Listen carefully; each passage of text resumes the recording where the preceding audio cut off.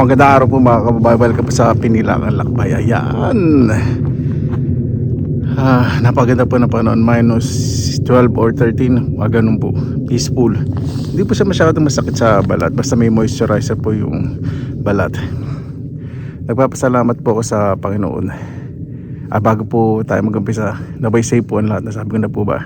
Papasalamat po ako sa Panginoon dahil meron po sa akin tumitingin po dito na parang tunay na anak. May tinuturing po ko dito mga magulang talaga na tinuturing ko po yung magulang po dito sa Finland syempre.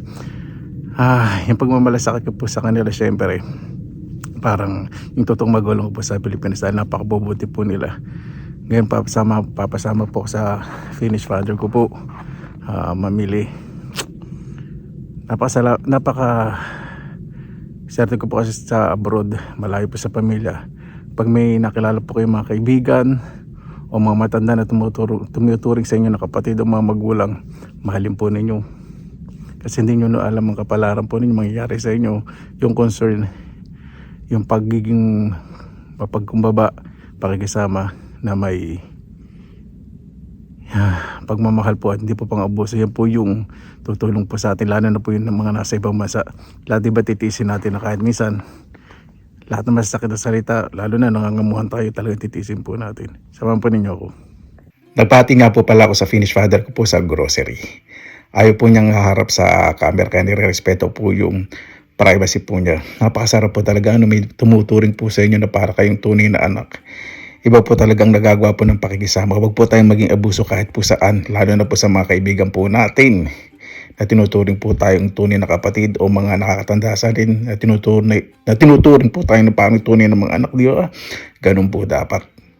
Hayan po, dito na po ako sa paborito kong grocery store. Nagtrabaho po ako dito dati as cashier, as salesperson. Paborito ko po ito dahil napakarami pong napakamaraming murang bibilhin. Naghiwalay po muna kami ng Finnish father ko po kasi sabi ko na lang, tawagin niya lang po ako pag tapos na po siya. Gusto ko pong enjoy po niya, pamili po niya. Ayaw po siyang padaliin. Kapag 8 na po ng gabi dito, lahat po na discounted, minus 60% po. Kaya po napakaganda. Pag ganito pong winter, talagang bumibili po ako ng maraming gulay, prutas, mga karne. Yung kailangan ko po kasi napakahirap pong lumabas, lalo na po pag ang temperature below minus 20, napakahirap. Napakatahimik po, napakapayapa pong mamili. Ang pinakamasarap po yung kayo nakakapili na binibili po ninyo, yung mga paborito ninyong bilhin. Napakasarap po talaga. Lahat po ng prutas at gulay galing po sa Southern Europe, mostly Italy. Iba naman po, mga imported po talaga. Ang mga Finnish po talaga, mga reserve. Kailangan kunin po ninyo yung tiwala po nila bago po magtiwala sa inyo at maging kaibigan po kayo. Ayun po mga kaubayan, tapos na po tayong mamili. Ayaw po masyadong ipakita po yung shop dahil nire-respeto ko rin po yung privacy po ng ibang tao. Uwi na po tayo. Hatid po ako ng Finnish father ko tapos uwi na rin po siya. Nahiya po siyang magkape. Ayaw niya po kasing makaka-istorbo. Ako na ngayon naka-istorbo. No? Ganun po kasi gusto ko rin pong makabanding po siya kahit paano makakwentuhan kahit sandaling oras po. Ayun po mga kabayan, dito na po tayo sa bahay. Pakita po yung pinamili ko. Ay, mandali. Yung kabangis ko pala nakita. Just hold on. Ayan. Pag namimili po ako, yung mga malapit na sa expiration date ang nilalabas ko o nakasabungad, first in, first out. So ito, minus 30%. Sa shop po, itong karne po na to, minus 60% na. Ayan. Bibili po akong mga discounted minsan pag after 8. Minsan pakulan ko na, ulalagay ko diretso sa freezer. Ito kasi iluluto ko po yan bukas. Diba? Marami ka nabiling mga karne for the whole week na yan. Pero mas marami kang binibiling gulay at prutas.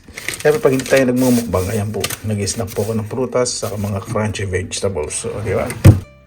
Alam po ninyo, kahit naman po nasa Pilipinas po kayo, kung lalayo po kayo sa pamilya, mag-aaral o magtatrabaho sa ibang lugar, lalo na sa abroad, panatilihan nyo pong maging mapagkumbaba.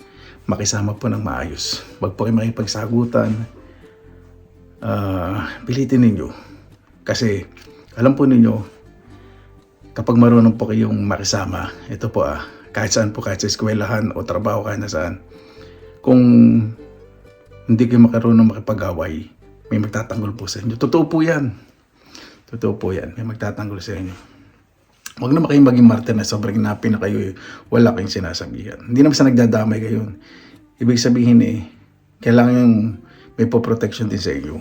Ganyan pong labanan ng buhay po ngayon. Huwag po masyadong maging martir. Kaya, napakasarap po. Sobrang pong nagpapasalamat sa Panginoon dahil pasensya na po sa ugasing, ang dami pala. Oops.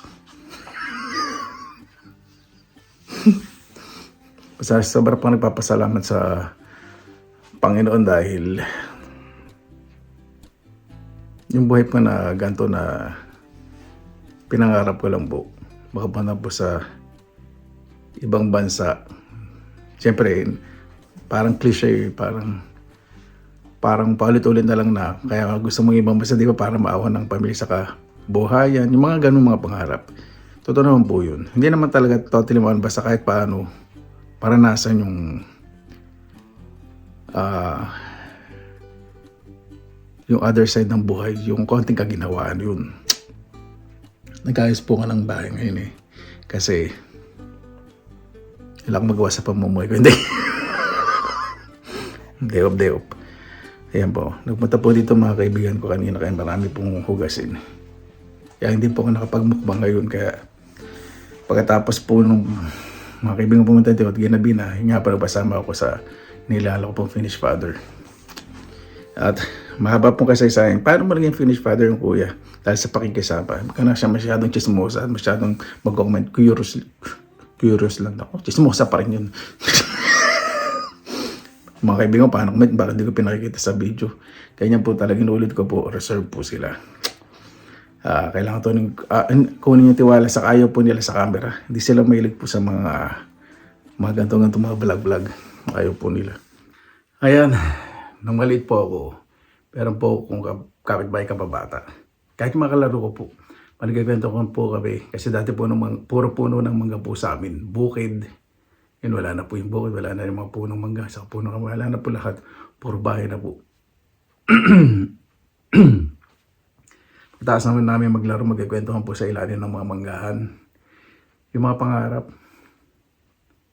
Lagi po buong bibig po namin makarating na Amerika. Yung iba po, makakain ng masarap na pagkain. Yumaman masarap na pagkain. Ganun naman po yung mga pangarap po ng mga bata noon, di ba? Ako sabi ko, gusto ko talaga makarating na Amerika. Mayaman. Sabi ko, yayaman ako. Papatayo ako ng bahay, lahat ng kakainin. Gusto ko pumuntahan. Hindi naman po ako nakarating sa Amerika. Ito po, nakarating po ko sa Europa. Yung mga buong bibig noon na pinagtatawanan lang namin na makakapamasyal, makakain ng gusto, magkakaroon ng bahay.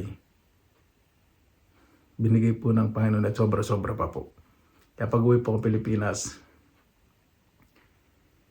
hindi lang po dahil sa uwian ko po yung mga magulang ko, kundi yung mga aral na binibigay po nila sa akin. Kasi alam niyo po magulang, kahit ganong pagtanda po niyan, kayo pa rin po ang aalalahanin at aalalahanin po niyan. At yung mga sinasabi po sa akin, na talaga malangin sinasabi makisama, kahit paulit-ulit sila kasi di naman ako nakakilitan pag sinasabi ko. Basta makisama, mahalin mo yung mga tao nagmamahal sa'yo doon. Hindi ko lang po minamahal yung mga tao nagmamahal po sa akin dito sa Pinay. Sobrang pong minamahal. Mahirap pong mahirap pong malayo po sa pamilya. Nung pabalik nga po ako dito galing po sa Pilipinas, ito lang, last January 4, nung nasa Hong Kong po ako. Alam po ninyo, nasa Pilipinas, sa Terminal 1. Nakita ko nga po, di ba, may nakwentan pa po ko, nakwentan ano po. Pero yung ano po, masyadong open up. Mas nakita ko po puro mga babae. Yung may nakwentan ko, pupunta pala sila sa Hong Kong. Karamihan po talaga, 80% mga domestic helper, mamasukan pong mga kasambahay.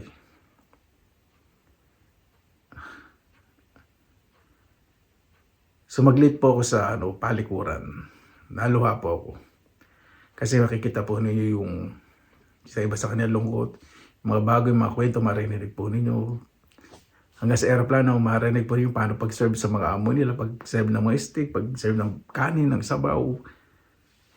Talagang kahanga-hanga. Imagine po nyo, di ba, sa Pilipinas, karamihan po talaga ng OFW. gusto po talagang pagsilbihan yung mga pamilya po nila, mga malala sa buhay. Kaya nasa Pilipinas, hanggang kaya po nila, lalo na po mga nanay. Pag alis sila, iba pa rin pagsisilbi nila. Magpapadala sila, puro pagsisilbi, di ba? Kaya lagi sa akin sinasabi ng mga magwalakula ng nanay ko, Papa, sasabihin sa kanya, mas kasama ka, lakasan mo. Si Papa kasi lagi sinasabi, lakasan mo ulo mo, kaya mo yan. Ganun si Papa. Nanay, lagi sinasabi, magpakumbaba ka, makisama ka. Ayun lagi po sinasabi ng nanay ko. Mahalin mo yung mga tao nagmamahal sa iyo doon, huwag kang magiging abuso. Sabi ko, siyempre naranasan ko na yung tinuring ko mga kaibigan ng maraming taon tapos na abuso ko. Di ba? Masakit yun. Pero ganun talaga panahon. Hindi pala sa haba ng panahon na susukat yung tunay na pakikisama. May mga tao po talagang abuso. Ito po yung inggit po sa tao, natural po yun. Hindi po lahat hanggang sa uli, nandiyan po sa paligid po ninyo. Kasi magkakapatid nga po, di ba? May nagkakainggitan, di ba? Sa magkakaibigan pa kaya. Kaya sabi ng nanay ko, mag-ipon ka para sa sarili mo. Laging tatanong, may pera ka ba sa bangko? Kasi pag bibigyan ka, may pera ka pa ba? Sabi ko, joke ko lagi nanay ko eh. Okay, mag-alala, mayaman ako. Lahat ng gusto niyong kainin, bibili natin. Di pa gawin naman po. Naglalang po ko talaga ng pera para sa mga magulang ko. Saka gusto ko po talaga ano po yung gusto nilang kainin. Kung mamamasyal nga, papasyal ko po talaga sila. Alam naman nila yun eh. Minsan hindi po nagsasalita ang nanay ko. Padre ko nagsasabi kung ano gustong kainin o ulam. Sasabihin pa ng nanay ko sa padre ko, yung sabihin nakakaya sa anak. Nasabi sa akin ng papa ko yung pag hindi karap si nanay. Sabi, bakit naman? Sabi ko ganun. Kasi sinasabi ko sa kanila, kung ano gusto nyo kainin, sabihin nyo sa akin, pabibili ko yung sabihin nyo. Yun. Kaya, magpasalamat po tayo, lalo na po dun sa mga kababayan po natin sa Pilipinas. Napakaswerte po ninyo kung kasama po ninyo mga mahal ninyo sa buhay, pamilya po ninyo. Marami pong bagay na talagang kaming mga nasa abroad, mga OFW na OFW, matampuhin po talaga kami. Totoo po yan, matampuhin po kami. Kasi kayo napakaswerte ninyo.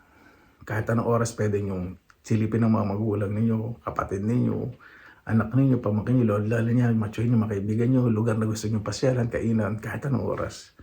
Kami hindi. Mostly, hindi nga po kami nangihingi ng mga picture, ayaw namin makaabala, kasi alam namin ginagawa. Minsan, manghihingi kami, baka inisip namin, baka busy, hindi napapadala agad. Hindi po kami nangihingi minsan. Yung mga picture, ano kaya itsura ng bakuran? Ano na kaya itsura ng mga kapitbahay? Yun. Ano na kaya itsura mo? Hindi po kami nangihingi. Kasi minsan ayaw namin masabing makulit. Yung no, magtatanong kami, yung picture, paano naman, may picture ba?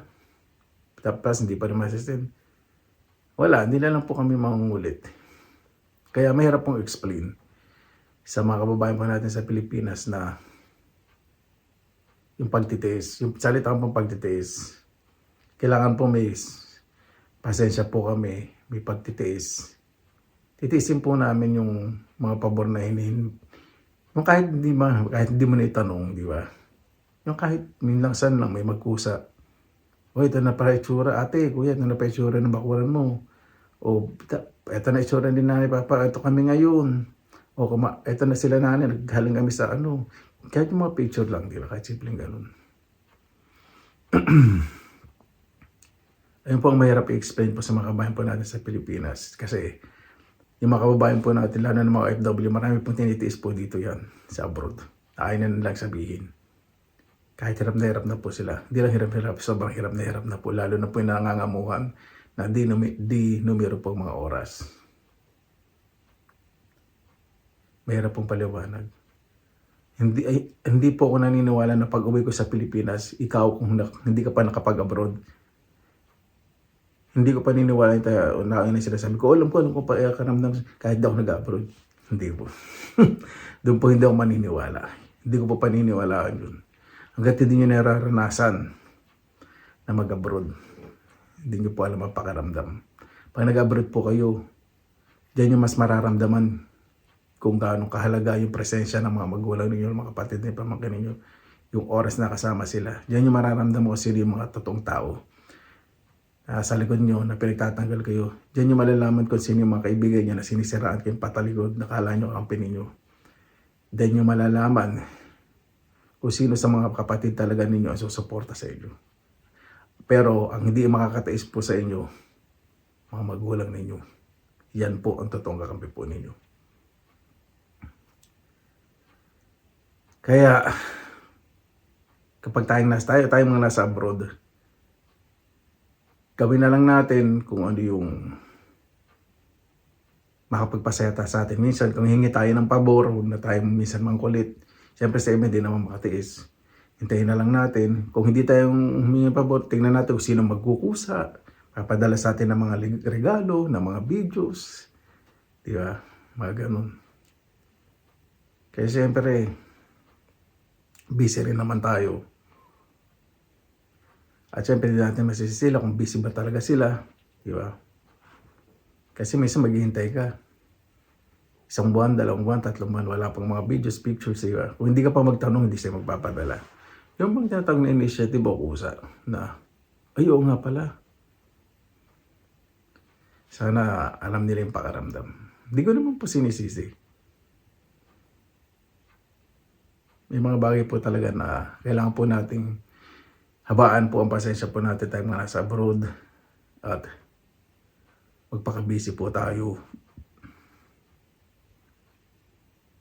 Ganyan po talaga. Saka wag po tayo masyadong magtampo rin sa mga mahal natin sa buhay sa Pilipinas, lalo kung sila pinagkakatiwalaan po natin, inaasahan po natin. Kung may mga simpleng bagay na hindi nila nagagawa, tayo po, mas lawakan na lang po ang pag-intindi po natin. Kasi hindi naman sa oras na humingi tayo ng pabor sa kanila, maibibigay po agad nila. Pero kung mga litrato at videos naman, gusto nyo makita yung mga pinaghirapan ninyo, di ba? Sarap na pakiramdam nun, di ba? O, ito na nga pala itsura ng bakuran mo, ate, lolo, nanay. Ito na nga pala itsura ng tricycle mo. O, ito na nga pala itsura ng pinagawa mong bahay. Ito na nga pala itsura ng tindahan natin. Ito na nga pala sila nanay ngayon. Sila papa, sila tatay, lolo, lola, mga kapatid, ganun. Sarap ano. Kahit hindi man lang kayo tawagan, kahit yung pictures na hindi nakakausap, yung padala ng pictures, di ba? Sarap po ng ganun. Kaya tayong mga nasa abroad, kailangan po talaga. Hindi pala kailangan. Talagang kailangan po natin. Kasi tayong nasa abroad, hindi na yung gusto eh. Hindi na nasusunod yung gusto natin. Di ba gusto natin ito? Inuuna talaga natin yung kailangan talaga natin. Kailangan gawin. Kailangan talaga kasi. Kailangan tiisin. Yan po talaga ang buhay po natin nasa abroad. Yun lang po mga kabayan. Sobra lang po nagpapasalamat dahil andito po sa isang bansa na mataas mong respeto sa kapwa. Mataas po ang respeto sa pribadong buhay ng bawat isa sa mga kapitbahay. At kapag nakisama po kayo dito ng sobra-sobra, mas sobra-sobra pa po ang babalik. Kahit wala po tayo sa ibang bansa, kahit nasaan po tayo, wag po tayo magiging abusado. Pakasama po tayo na may pagpapakumbaba, may pagmamahal at respeto po sa kapwa. Ano po, maraming salamat po sa inyong oras nila sa Pinilakalakbay. Basta lagi po tayong positive vibes, good vibes. God bless, ingat palagi, magandang araw. Laban lang.